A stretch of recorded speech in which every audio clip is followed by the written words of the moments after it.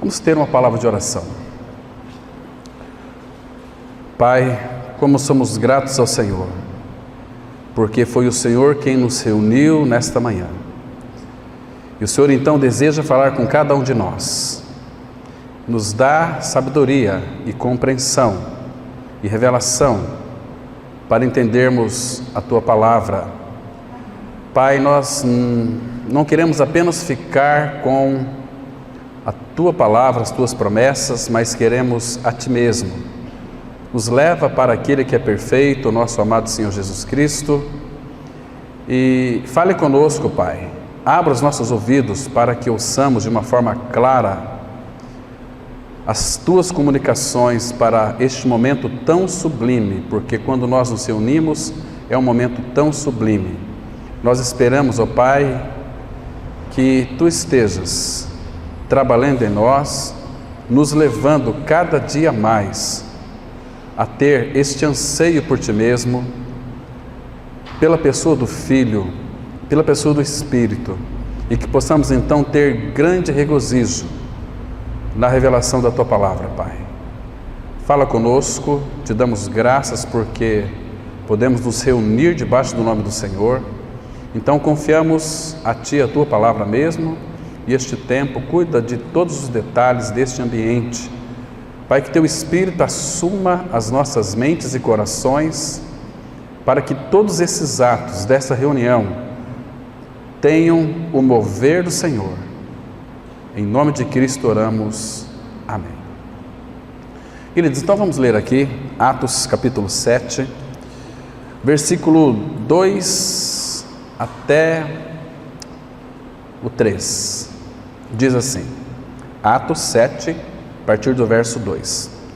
Estevão respondeu: varões irmãos e pais, ouvi.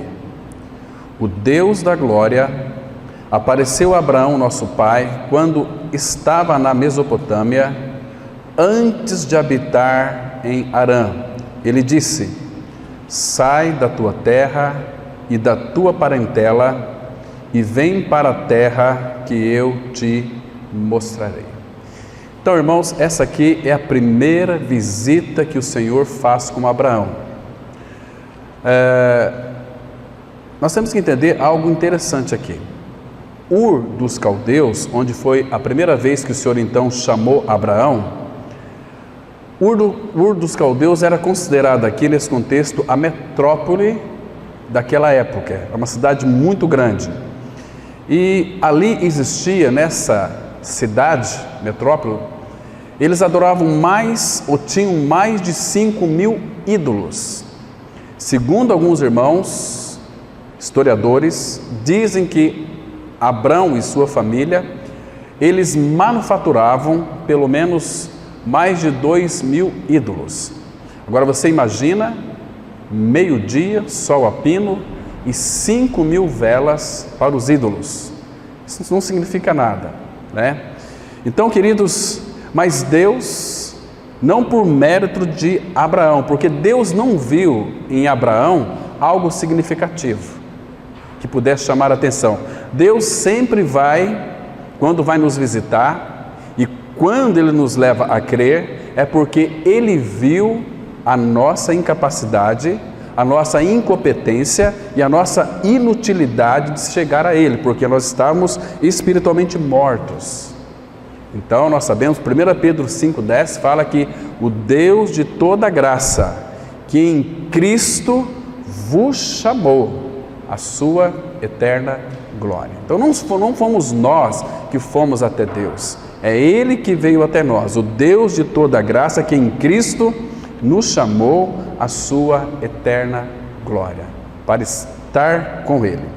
Então, aqui, irmãos, as visitas que nós vamos analisar e estudar, as visitas de Deus a Abraão, essa palavra visita significa quando Deus se manifestou a Abraão para chamá-lo, quando Deus se revelou a ele, quando Deus apareceu a ele. Essa é uma importante palavrinha, apareceu-lhe, que Deus visitou. Então, por que Deus nos visita? Ele nos visita e quer nos visitar permanentemente. Ele já está em nós, já habita em nós, uma vez que cremos em nossa inclusão, em nossa identificação com Cristo, em nossa morte e ressurreição junto com Ele. Aí nós somos feitos filhos de Deus. Mas pode existir na nossa vida, isso é muito comum, quando nós começamos, irmãos, a querer viver uma vida pelo sentimento com relação à palavra, e a Bíblia diz que o justo vai viver pela fé e não pelo sentimento. Quando isso acontece na nossa vida, Deus, Ele como que retira a presença dEle de nós. Não vamos dizer assim, falávamos ontem à noite com os meninos em um breve comentário, que quando nós então desejamos viver uma vida pelo sentimento, nós não vamos ter muitas coisas do Senhor. Parece que a presença dEle deixou de existir em nós. Não que Ele vai retirar a presença dEle de nós. Eu queria que vocês acompanhassem comigo um texto, para ficar claro isso, lá em Cântico, capítulo 3. Cântico de Salomão, capítulo 3. Aqui nós temos uma declaração que é fundamental, que ela vai nos ensinar algo importante. Cântico capítulo 3, versículo de 1 a 4, que diz assim a palavra. Vamos ler com bastante atenção, olha só. De noite, no meu leito, aqui a voz da esposa, a voz da noiva, a voz da igreja. Aqui a sulamita, ela é uma figura da igreja. Então, queridos, se nós lermos atentamente o Antigo Testamento com esta visão, pedindo discernimento do Senhor para que Ele nos mostre a realidade do que significa a igreja em figuras, o Senhor em tipos e figuras também, nós vamos ter um enriquecimento muito grande na nossa vida com o Senhor. Então ela diz assim: de noite no meu leito busquei o amado de minha alma. Claro que aqui era Salomão. E nós sabemos que, como ela era uma figura da igreja, nós temos buscado o amado da nossa alma, que é o nosso próprio Senhor, que se você creu em Cristo, Ele habita em você, Ele está em você e nunca mais sai. Porque Deus não pode desfiliar os seus filhos. Paulo, escrevendo aos Romanos 11, 29, ele diz que os dons e a vocação de Deus são irrevogáveis. Uma vez que Ele nos deu, Ele não vai nos tomar. Ele pode tomar algumas coisas de nós, como que galardão, você pode perder a coroa, mas a filiação nunca, isso jamais. Porque Ele disse em João 10, 28, eu lhes dou a vida eterna, jamais perecerão. Então aqui ela está buscando, presta atenção, irmão, nesse detalhe, ela está buscando o amado de minha alma. Busquei-o e não o achei. Já nós vamos entender por que ela buscou e não o achou, sendo que o amado habitava com ela. Ela diz no versículo 2: levantar-me-ei, pois, e rodearei a cidade pelas ruas e pelas praças, buscarei o amado de minha alma. Busquei-o e não o achei. Encontraram-me os guardas que rodeavam pela cidade, então lhes perguntei: vistes o amado de minha alma? Mal os deixei, encontrei logo o amado de minha alma. Agarrei-me a ele e não o deixei ir embora, até que o fiz entrar em casa de minha mãe e na recâmara daquela que me concebeu. Queridos, vocês observou aqui que por 2 vezes ela buscou seu amado e não o encontrou? Queridos, a mesma experiência muitos de nós talvez vamos experimentar, se não é que já experimentamos. Quando nós começamos a viver uma vida pelo nosso sentimento, querer sentir Deus, porque hoje a maioria do povo do Senhor tem buscado um sentir a presença de Deus. A presença de Deus, irmãos, literalmente falando, ela não é sentida, porque aí envolve o campo do sentimento. Existe sim uma emoção que é genuína. A gente vai ver aqui depois que a emoção genuína, ela é procedente de uma fé alicerçada nele, como muitos estão tão somente buscando as promessas de Deus nas Escrituras. Queridos, não é errado buscar isso, mas o que é mais adequado é quando nós então nos voltamos para o Deus das promessas. Não adianta nós buscarmos as promessas de Deus, nós vamos ficar tão somente com as promessas de Deus. Mas o que é mais interessante é nós buscarmos a Ele. Consequentemente, as promessas dEle serão uma realidade em nossas vidas. Então, muito cuidado em se encantar muitas vezes com a palavra sem ter a realidade. Se envolva em primeiro lugar com Ele. As promessas dEle, você vai recebê-las de uma forma tão linda, tão gostosa, tão maravilhosa, porque você sabe que Ele não mente. Quando nós buscamos as promessas de Deus, elas podem falhar, porque nós somos incrédulos. Porque quando nós buscamos a Ele, as promessas de Deus para nós, o sentido é isso aqui. Quando nós buscamos a face dEle, a presença dEle, Ele já está em nós. Mas buscar a face é uma amizade íntima com Ele, como foi Abraão, chamado de amigo de Deus. E se nós analisarmos com detalhes a vida de Abraão, você irá descobrir o segredo de uma amizade profunda com Deus. Aqui, irmãos, nesse texto, então, o amado, ele usa aqui um dispositivo do amor. Por quê? Como assim? O que ele deseja aqui é treinar a sua noiva num relacionamento mais consistente de amor, de fé, de dependência, de comunhão e de tudo. Está me compreendendo? Porque onde será que ele está, o amado de sua alma? Onde que ele está? Irmãos, agora preste atenção aqui no que eu vou lhe dizer e guarde bem isso, por favor. Não se esqueça disso.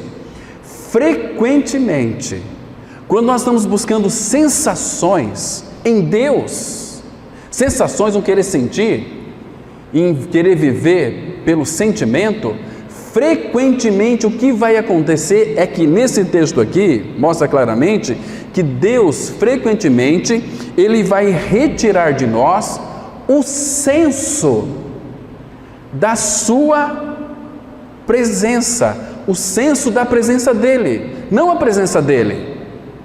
Porque se nós vivemos uma vida pelo sentir, sentimento, as coisas espirituais, Ele vai retirar de nós o senso da presença dEle. Ele está em nós, não Ele vai sair de nós. Ele habita em nós, está conosco, mas Ele retira de nós o senso da sua presença, para que nós sejamos treinados a viver uma vida pela fé.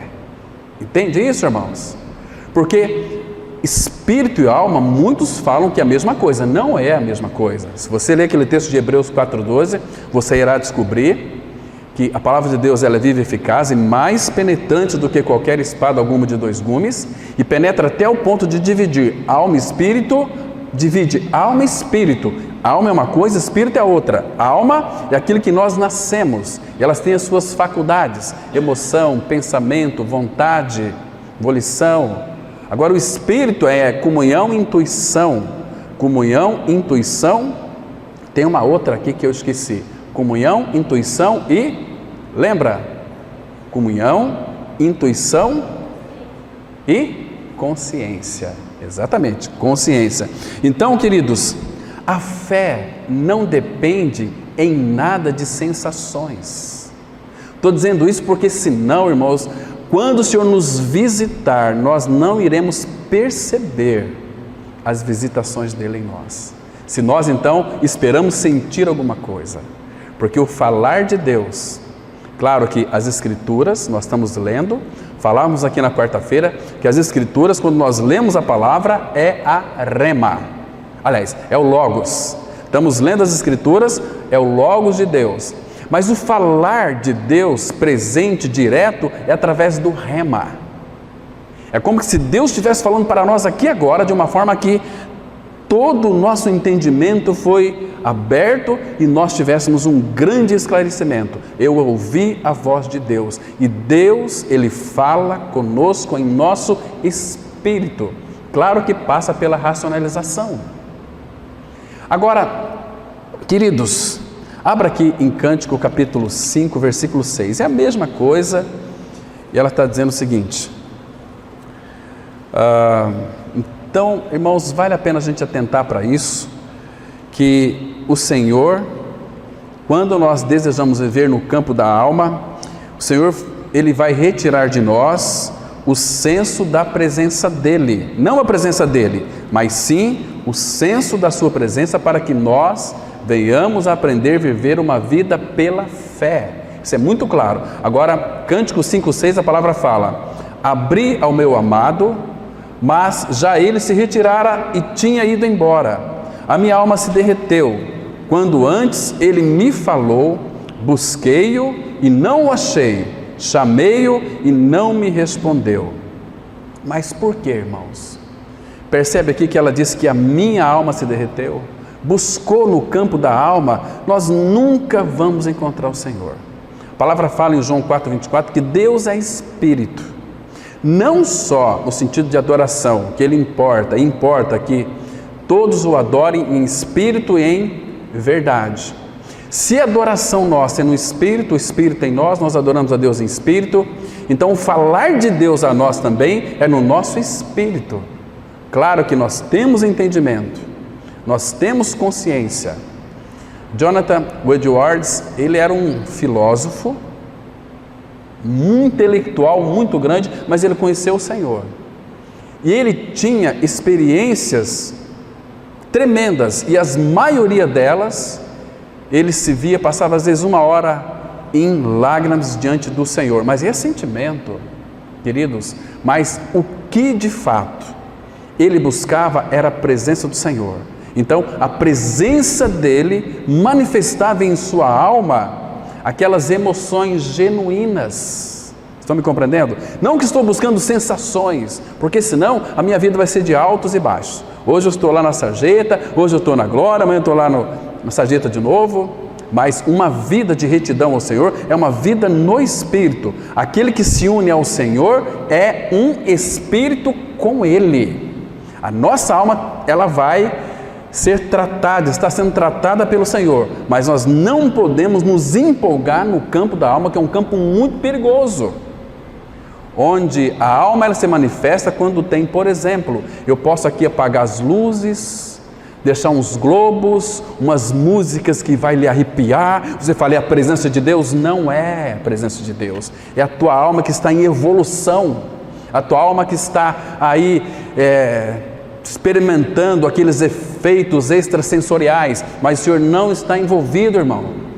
Deus é Espírito, importa que os seus adoradores o adorem em Espírito e em verdade. Então depois a pessoa, ela vai buscar o Senhor, parece que o Senhor não ouve, parece que as orações não saem do teto, parece que, será que ela até se questiona, será que de fato eu sou uma pessoa salva? Porque está vivendo no campo da alma, porque o Senhor retira o senso, não a presença, dele de nós. A gente parece que não somos habitados pelo Senhor, porque a gente vai procurar Ele aonde? Na nossa alma, mas Ele habita em nosso espírito, Ele está em nós e nunca mais vai sair, para que a gente aprenda a viver uma vida de fé diante dEle, pela fé. Meu justo vai viver pela fé, então não existe outra maneira, irmão. Então muito cuidado com isso. Quer ver só? Abra, por favor, um texto aqui, lá em 1 Pedro, capítulo 1. Deixa eu mostrar para vocês uma emoção que é genuína aqui, que é muito interessante. Eu creio que hoje a gente vai ficar apenas na introdução da primeira visita de Deus a Abraão, mas hoje à noite já tem a segunda visita, que temos que avançar. Mas aqui em 1 Pedro 1, versículo 6.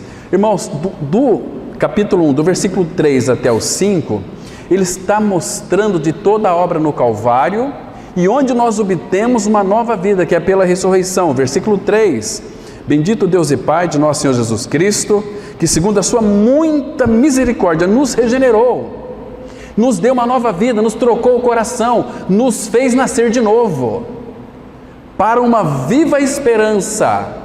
A nossa esperança antes de Cristo era uma esperança que se acabava na sepultura, mas agora em Cristo Jesus, Ele nos regenerou para um propósito, para termos uma viva esperança. O nosso Deus é o Deus da esperança, entende, irmãos? Agora observe aqui, é mediante a ressurreição de Jesus Cristo dentre os mortos. Aí ele vai dizer, olha, é para uma herança incorruptível, sem mácula, imarcessível, reservada nos céus para vós outros,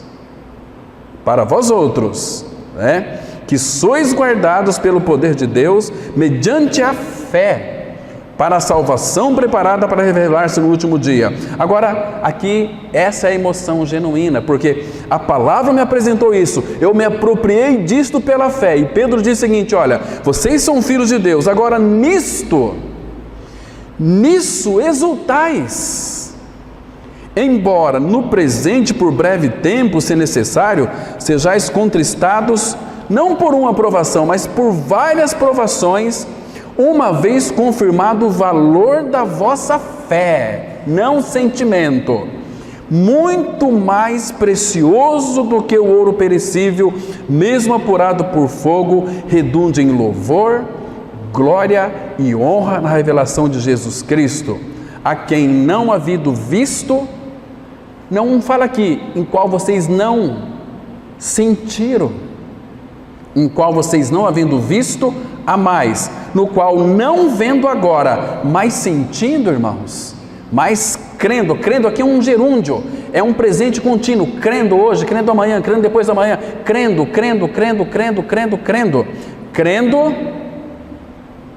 que diz aqui? Exultais, crendo, exultais, com uma alegria indizível e cheia de glória. Esta alegria indizível, ela vai explodir em nossas almas, e claro, irmãos, quando o copo está cheio, ele derrama. Quando o copo está cheio d'água, ele derrama. Claro que você vai chorar na presença do Senhor, claro que vai estar todo o seu sentimento, vai estar envolvido sim, mas primeiro aqui, irmãos, não esquece que você creu. Pela fé, você tem intimidade com Ele no Espírito, e claro que a tua alma será uma alma que vai participar também das alegrias. A tua alma vai chorar, vai se regozijar, você vai dar pulo de alegria, irmãos, em quem não havendo visto, há mais. Não é estranho? Nós amamos aquele que nós não vemos, nunca ouvimos pessoalmente, mas amamos. Como que é este amor? Pela fé, pela fé. E como que nós sabemos que amamos a Deus o Pai? É quando nós amamos os irmãos.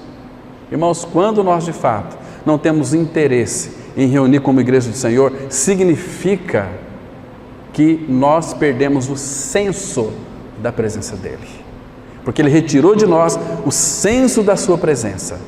E aí, irmãos, se nós não formos cuidadosos, nós iremos colocar outras coisas no lugar de Cristo, que parecem tão boas quanto eles: religião, um modo de adorar todo distorcido. Aí existe aquelas mudanças, eu não me sinto bem naquela comunidade, eu vou para outra, e lá tem um louvor barulhento, e lá todo mundo abraça e grita e chora. Aqui Deus está se manifestando, é a alma. Deus se manifesta no silêncio. Lembra de Elias naquela caverna? Deus foi falar com ele, Deus disse que iria falar com ele, e de repente Elias lá, bem quietinho, ouviu aquele terremoto, aquele grande ruído. Ele saiu para ver se era o Senhor não estava no terremoto. E de repente ele viu aquele vento, aquela coisa, é o Senhor não estava naquele vento. De repente veio aquele fogo estrondoso, aquele fogo, o Senhor é fogo, vou lá ver o Senhor não estava no fogo. Mas de repente veio um cicio, era o Senhor. O Senhor fala quando há um silêncio interno. Onde tem barulho, o Senhor não tem como falar, irmãos. Nós não vamos conseguir ouvir a voz do Senhor de uma forma doce, de uma forma que vai nos edificar, que vai nos fortalecer, para que então a nossa alma, ela vai experimentar tudo aquilo que o nosso espírito experimenta. Vai ter alegria indizível. Eu não sei porque que eu choro tanto de alegria, não sei porque me dá uma alegria, aí sim, mas primeiro lugar é o Senhor. Como disse o irmão do passado, John Owen, ele disse assim, aquela frase tão preciosa: todos nós precisamos mais do Cristo crido, mas também do Cristo sentido. Primeiro o Cristo crido, precisamos mais de crer no Cristo crido e experimentar também o Cristo sentido. Entende? Ou seja, eu creio em Cristo, claro que eu também vou experimentar a presença dele, no sentido de que essa alegria indizível. Você sabe quando você é tocado pelo Senhor. E claro que o Espírito sempre vai nos guiar a toda a verdade, nos tocando pela palavra. Isso também vai haver uma manifestação genuína em nossa alma. Nós vamos experimentar aquilo que o salmista fala, que é o gozo da fé. Quer ver? Abra lá no Salmo 32, Salmos 32. Aqui, irmãos, contexto sobre o perdão dos pecados, mas veja aqui, irmãos, o versículo 11, Salmo 32, versículo 11. Lembra que Pedro disse lá, nisso exultais. É para a gente se exultar, sim. Mas aqui no versículo 11, ele diz assim, olha, presta atenção. Salmos 32, verso 11. Alegrai-vos no Senhor e regozijai-vos, ó justos. Porque aquele que não é justo não vai se regozijar. Não tem como se regozijar, porque o justo vai se regozijar, às vezes, por exemplo, quando você vai em um velório, se você for tiver um pouco de sensibilidade, você vê uma pessoa chorando, aquilo te quebranta, porque o amor de Deus está em você, você também vai chorar, não é assim? Você vai chorar. Agora, nós somos levados, irmãos, a ter, ou pelo menos perceber o Senhor pelas nossas emoções. Isso é totalmente errado. É pela palavra, é pela verdade. Então, nós vamos experimentar um gozo da fé, alegrando-se no Senhor. Alegrai-vos aonde, irmãos? Presta atenção nesse detalhe aqui. É no Senhor. Então, você tem que perguntar agora para o seu coração, para a sua alma, se a tua alegria é no Senhor ou pelas coisas boas que te cercam. A tua alegria é no Senhor? Paulo fala quando ele estava preso. Alegrai-vos sempre no Senhor. Outra vez digo, alegrai-vos. Ele continua aqui. Alegrai-vos no Senhor e regozijai-vos, ó justos. Aqui ele fala assim, exultai. Essa palavra aqui, exultai, aqui no hebraico, é como que um pulo de alegria. Pular de alegria. Exultai vós todos que sois retos de coração. O que é reto de coração, irmão? É um coração tratado. O coração está no campo da alma. A palavra retidão envolve aqui questão de morte. Por isso que Paulo fala assim em 2 Coríntios 4,10, levando sempre por toda parte o morrer de Jesus no meu corpo, para que a vida de Jesus se manifeste em nossa carne. Carne aqui é a alma, é campo da alma. Estão me compreendendo? Então aqui, exultai vós todos que sois retos de coração. Então esse aqui é o gozo da fé. Queridos, o gozo da fé, falando também em outras palavras, quando nós cremos no Senhor, é para recebê-lo. Agora, quando nós amamos o Senhor, é para desfrutar do Senhor. Isso é tão maravilhoso. Agora, deixa eu passar algo que pode ajudar muitos irmãos também. Nós temos uma tendência, e isso nós vamos tratar aqui mais para frente também, vendo a vida de Abraão com relação à sua família, vamos tratar sobre os afetos naturais na vida de Abraão. Mas, queridos irmãos, quando o Senhor Jesus Cristo disse lá em João 13, versículo 34, ele disse assim, novo mandamento vos dou, que vos ameis uns aos outros como eu vos amei. Queridos, você nunca parou para pensar ou fazer uma pergunta?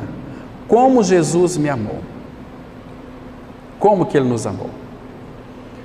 Porque lembre-se de uma coisa, Jesus disse em João 14:10, as obras que eu faço, as obras, até amar, é uma obra também. As obras que eu faço, não as faço de mim mesmo, mas o Pai que está em mim é quem faz as suas obras. Então, em Abraão nós vamos ver muitos princípios. A primeira visita de Abraão aqui, irmãos, é um princípio maravilhoso, até de amar os irmãos. Muito bem.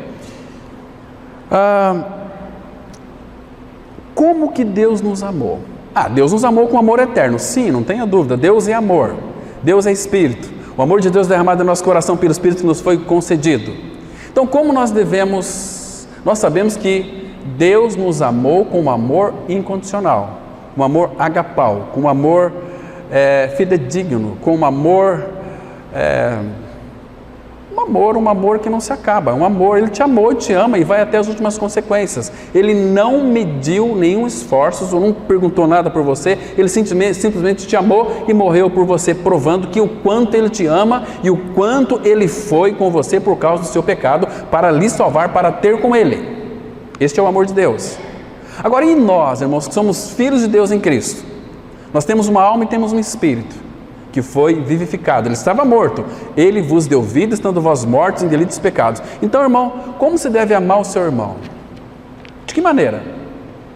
Você já parou para pensar nisso? Primeiro, se nós amássemos uns aos outros, como diz a palavra, eu vou mostrar o texto para vocês aqui, que vocês nunca se esqueçam disso, e ore ao Senhor para buscar entendimento da parte do Senhor, para compreender como deve amar os irmãos, porque nós amamos os irmãos de uma forma totalmente desconexa. Nós queremos, claro, que temos que amar, temos os nossos afetos, mas lembre-se, irmãos, lembre-se de uma coisa, não é só a nossa adoração em espírito. Se Jesus disse, amai-vos uns aos outros como eu vos amei, é um amor sacrificial, mas é um amor que é na verdade. Deixa eu mostrar para vocês o texto. Abra lá em 2 João, segunda epístola de João. Só tem um capítulo mesmo, né? 2 João, e só tem um capítulo. Vamos ver aqui, irmãos, presta atenção. Aqui vai ficar claro para nós como devemos amar uns aos outros. Diz assim a palavra. Olha, vamos ler com bastante cuidado. Versículo 1 diz assim, irmão, presta atenção, aqui você vai descobrir como deve amar os irmãos. É muito mais acima do nosso sentimentalismo, está muito mais acima das nossas afeições naturais, porque nós podemos amar os nossos irmãos com os nossos afetos naturais, desde que os nossos afetos naturais sejam tratados pelo Senhor. Estão me compreendendo, irmão? Então veja aqui, olha como ele começa. O presbítero, a senhora eleita e aos seus filhos, a quem eu amo na verdade. Eu amo na verdade. E não somente eu, mas também todos os que conhecem a verdade. Por causa da verdade que permanece em nós, e conosco estará para sempre, graças ao Senhor, a graça, a misericórdia e a paz da parte de Deus Pai e de Jesus Cristo, o Filho do Pai, serão convosco em verdade e amor. Então, como eu devo amar meu irmão? Na verdade. Estamos ligados a Cristo, no mesmo Espírito. Eu tenho que amar os meus irmãos na verdade. Isso é maravilhoso, irmãos. Você já parou para pensar nesse aspecto? Queridos, como que o Espírito Santo do Senhor, ele é cheio de detalhes.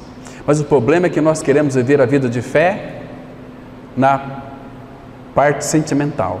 É aqui que nós começamos a patinar. Tem um irmão, Jonathan Edwards, um irmão do século passado, ele tem uma linda ilustração que ele diz o seguinte: tem 3 pessoas, vamos imaginar, 3 pessoas em cima de um muro. A primeira pessoa é o fato, a segunda é a fé e a terceira é a experiência. Essas 3 pessoas estão caminhando em cima desse muro. Então a fé, que é a pessoa do meio, ela vai olhar para o que está na frente dela, é o fato da palavra. Então ela vai adiante, a nossa fé, olhando para o fato. E fé é o firme fundamento das coisas que se esperam e a convicção de fatos que não se veem. Agora, se a fé, ela olha para trás, para a experiência, no campo da alma, a fé vai cair. Porque ela não consegue caminhar em cima daquele muro. Ela tem que caminhar olhando para o fato.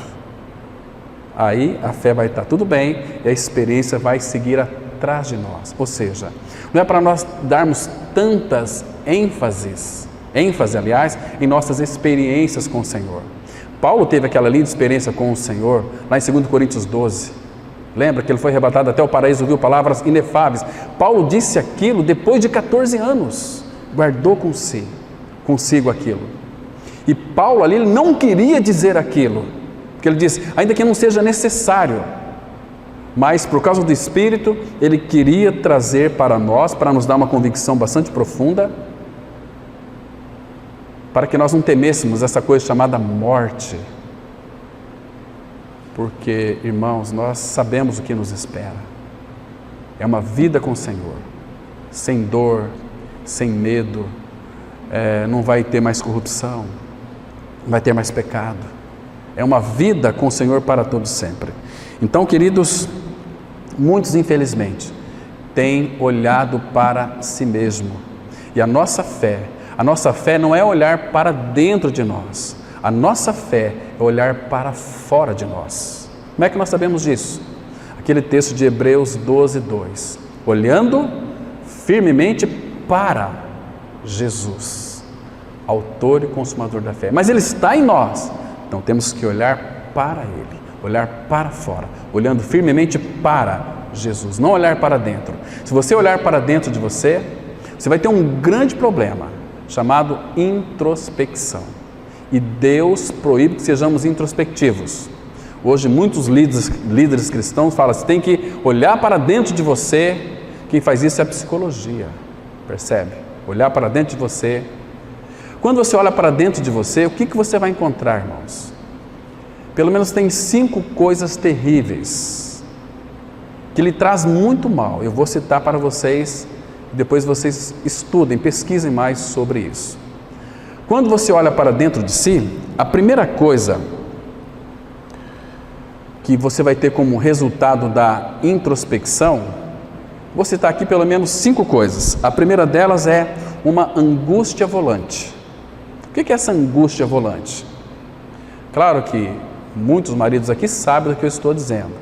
Quando a mulher, ela reclama de tudo e aquela angústia rolante, sem de fato não saber o sentido. É quando nós esquecemos de olhar para o Senhor, começamos a olhar para nós. Puxa vida, como eu trabalho. Nós queremos ser reconhecidos. Olha, eu faço tudo, faço isso. Você está olhando para você fazendo. Então você vai ter aquela angústia. O resultado de uma introspecção, o primeiro aspecto é uma angústia volante. Você começa a ser uma pessoa azeda, começa a reclamar e murmurar de tudo. Quando isso ocorre com você, muito cuidado. Você está tendo uma angústia rolante, se você não está olhando para o Senhor, olhando para a sua própria natureza, para a sua própria alma. Em segundo lugar, quando nós olhamos para nós mesmos, nós vamos ter uma séria tendência de ter uma instabilidade espiritual.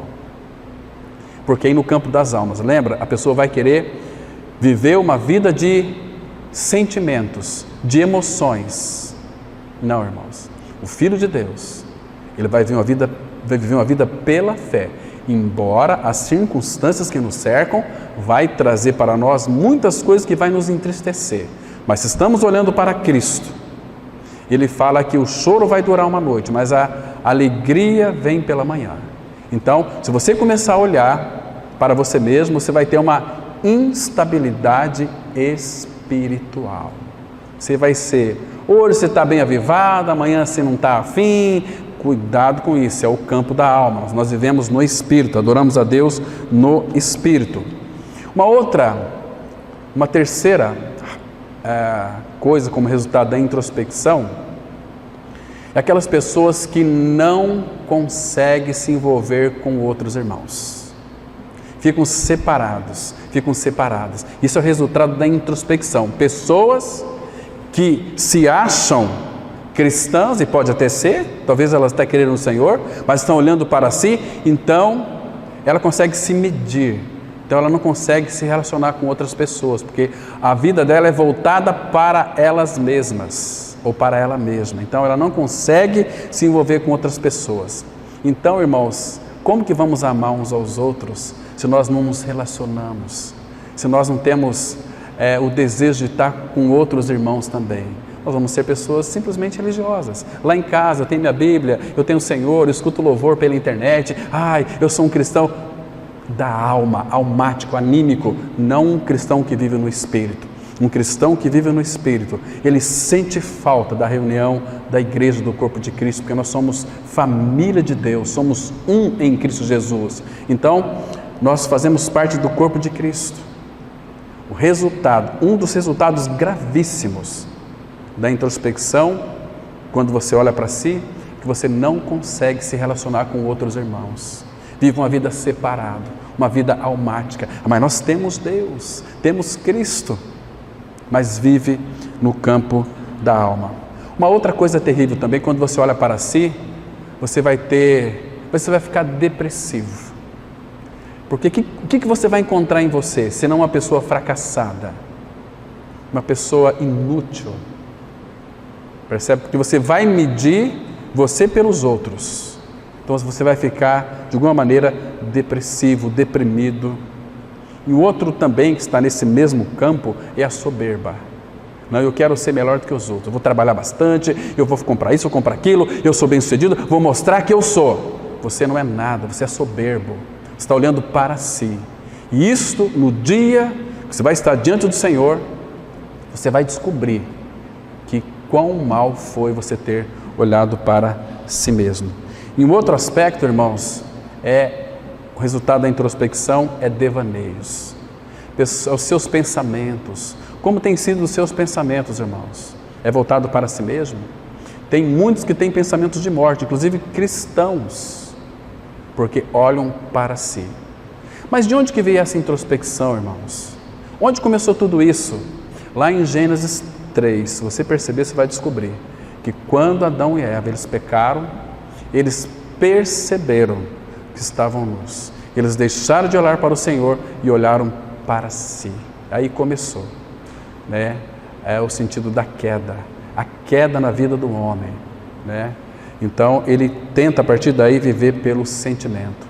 E há daqueles também que é uma tragédia, é lastimoso. Falávamos com os jovens ontem que muitos dos nossos irmãos, infelizmente, têm ido para a reunião da Assembleia para buscar as bênçãos de Deus, para ver o que vai ganhar do Senhor. Lembra lá do jovem rico? Abra, por favor, sua Bíblia, lá em Mateus capítulo 19. Mateus capítulo 19. Vamos ler alguns versículos aqui, irmãos. A parábola do jovem rico você conhece, você já sabe, né? Que aquele começa aí Mateus 19, a partir do versículo 16. Você só olha aí, mas eu vou comentar para a gente ganhar um pouco de tempo. Você sabe que esse jovem rico, ele estava muito interessado em conhecer o Senhor. Ele era um jovem que, apesar da sua riqueza, ele lia a Bíblia. Então ele estava muito interessado em conhecer o Senhor, não é assim? E tem muitos pregadores que batem nesse jovem rico aqui, né? Talvez porque eles são pobres, que ele é rico, ele tem que ir para o inferno mesmo com essa riqueza. E assim são muitos de nós também. Isso chama-se inveja, né? Ele tem, eu não tenho, que ele vá para o inferno. Não é assim? Mas aqui, irmãos, o Senhor Jesus vai mostrar um princípio aqui tremendo. Aí, vocês sabem que ele chegou para o Senhor Jesus e disse o seguinte: Senhor, que devo fazer para herdar a vida eterna? Aí Jesus cita os mandamentos para ele, né? Aí no versículo 20, veja a réplica deste jovem. Tudo isso tenho observado, que me falta ainda. Lá em Marcos, esse mesmo texto aqui, lá em Marcos 10, do 17 a 22, o Senhor Jesus disse que, quando ele disse isso, tudo isso já tem feito, o Senhor Jesus o amou. Mas o que Jesus viu nesse jovem foi um Deus. Ele tinha um Deus. Esse Deus era Mamon, o Deus das riquezas. E aí, veja aqui por que ele não quis seguir o Senhor. Porque Jesus disse assim, no versículo 21, se queres ser perfeito, vai, vende os teus bens, dá aos pobres, e terás um tesouro no céu, depois vem e segue-me. Aí, tendo, porém, o jovem ouvido esta palavra, retirou-se triste, por ser dono de muitas propriedades. Então esse jovem não quis seguir o Senhor por medo de perder. Mas não para aqui. O assunto continua. Aí diz assim, versículo 23, Jesus disse aos seus discípulos: em verdade vos digo que um rico dificilmente entrará no reino dos céus. Rico vai entrar no reino dos céus, mas difícil, porque ele não vai deixar de colocar o seu dinheiro nesse Deus. Só tem dois senhores na Bíblia, o dinheiro e Cristo. Satanás não é Senhor. Jesus disse: não podeis servir a dois senhores, né? Então, e depois no versículo 24, Jesus disse que era mais difícil, mais fácil, aliás, passar um camelo pelo fundo de uma agulha do que um rico entrar no reino de Deus. Aí, ouvindo isso, os discípulos ficaram grandemente maravilhados e disseram: sendo assim, quem pode ser salvo? Queridos, mas veja o que Pedro perguntou para o Senhor aqui no versículo 27. Olha aqui, irmão, se não é a mesma coisa. Então lhe falou Pedro: eis que nós, olha, falando aqui por aquele colégio de egoístas, porque são todos egoístas, como nós também somos. Então lhe falou Pedro: eis que nós tudo deixamos e te seguimos. Que será, pois, de nós? Ou seja, ou em outras palavras, Senhor, nós deixamos tudo, o que nós vamos ganhar com isso, Senhor? É outra maneira inadequada também de seguir a Cristo. Muitos não seguem por medo de perder, e muitos querem seguir, o que eu vou ganhar? Com o que Ele vai me abençoar? Irmãos, hoje à noite, na segunda visita de Abraão, nós iremos tratar sobre que lá em Gênesis 12, versículo 3, quando Deus disse para Abraão: farei de ti uma grande nação, exaltarei o teu nome vai ser conhecido, de ti de ti vai sair todas as famílias da terra, vou te engrandecer o nome e te abençoarei. Sê tu uma bênção. Eu vou te abençoar, mas para que você seja uma bênção. Essa é a segunda visita de Deus a Abraão. Então, irmãos, hoje nós vamos parar por aqui. Foi só uma introdução. Domingo que vem nós vamos voltar nessa primeira visita de Deus a Abraão e vamos ver mais detalhes. Vamos colocar no boletim para que a gente possa então ter uma visão mais adequada. E depois nós temos que voltar a falar sobre a vida de cruz de Abraão também. Vamos agora participar da mesa do Senhor, esse momento tão rico, tão sublime para todos nós.